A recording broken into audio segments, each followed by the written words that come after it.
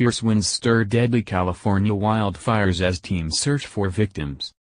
Sonoma, California. Reuters. Fierce winds were expected to stir wildfires and test firefighters on Saturday in Northern California, where the most lethal outbreak of wildfires in state history has killed 35 people and forced more than 90,000 residents from their homes. The wind-driven blazes, which erupted on Sunday night in the heart of California's renowned wine country, north of San Francisco, have destroyed an estimated 5,700 homes. A total of 17 major wildfires, some encompassing several smaller blazes merged together, had consumed nearly 222,000 acres of dry brush, grasslands and trees across 8 counties. Ground crews on Friday gained ground on the wildfires on Friday as they raced to clear drought-parched vegetation along the southern flanks of fires, removing highly combustible fuels adjacent to populated areas before extreme heat and winds were forecast to revive over the weekend. Winds were to intensify overnight and into Saturday with gusts of up to 55 miles per hour, 90 kilometers per hour, along with 10% humidity, the service warned. If new fires start, they could spread extremely rapidly, said Brooke Bingaman, a National Weather Service meteorologist in Sacramento, California, in a video posted on Facebook. Those fuels are super dry right now. This also could cause problems for the current wildfires and the firefighters who are trying to suppress them. Wildfire ripped through the Sonoma County town of Santa Rosa, where whole neighborhoods were reduced to landscapes of gray ash, smoldering debris and burned-out vehicles.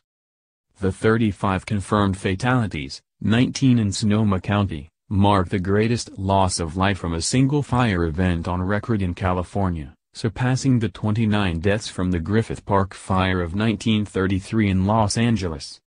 Some victims were asleep when flames engulfed their homes, and many survivors had only minutes to flee. With 235 people still missing on Friday in Sonoma County alone, and rubble from thousands of incinerated dwellings yet to be searched, authorities have said the number of fatalities from the so-called North Bay fires would likely climb. The fires have thrown California's wine-producing industry, and related tourism, into disarray at the end of the region's annual grape harvest, damaging or destroying at least a dozen Napa Valley wineries. Some 45 search and rescue teams and 18 detectives were deployed to scour obliterated neighborhoods for victims. More than 90,000 residents have been evacuated, said Jaime Williams, a spokeswoman for the California Department of Forestry and Fire Protection. Governor Jerry Brown plans to visit the area with California's 2 U.S. senators on Saturday. We'll keep working day and night with our local and federal partners to fight these fires and help residents get back on their feet in these trying times, he said in a statement. Officials have said power lines toppled by gale force winds the first night may have sparked the conflagration, though the official cause remained under investigation. The picturesque town of Calistoga, at the northern end of Napa Valley, faced one of the biggest remaining hazards. Its 5,000-plus residents were ordered from their homes on Wednesday night as a fierce blaze dubbed the Tubbs Fire crept to within 2 miles, 3.2 kilometers, of city limits. On Friday, fires raged along mountain ridges overlooking Calistoga, threatening to rain embers onto the resort and spa destination if strong winds blow out of the north as predicted, CAL FIRE spokesman Dennis Rain said. "It's surreal. It's eerie," Mayor Chris Canning told a local ABC affiliate as he surveyed the empty town on Friday.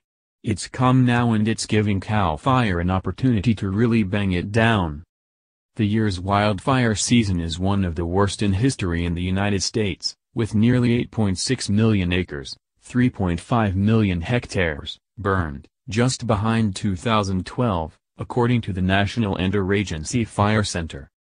Additional reporting by Stephen Lamb, Dan Whitcomb, Steve Gorman and Alex Dobuzinskis in Los Angeles, Sharon Bernstein in Sacramento, California, Gina Trellis in New York, Brendan O'Brien in Milwaukee, Heather Somerville in San Francisco, editing by Adrian Croft.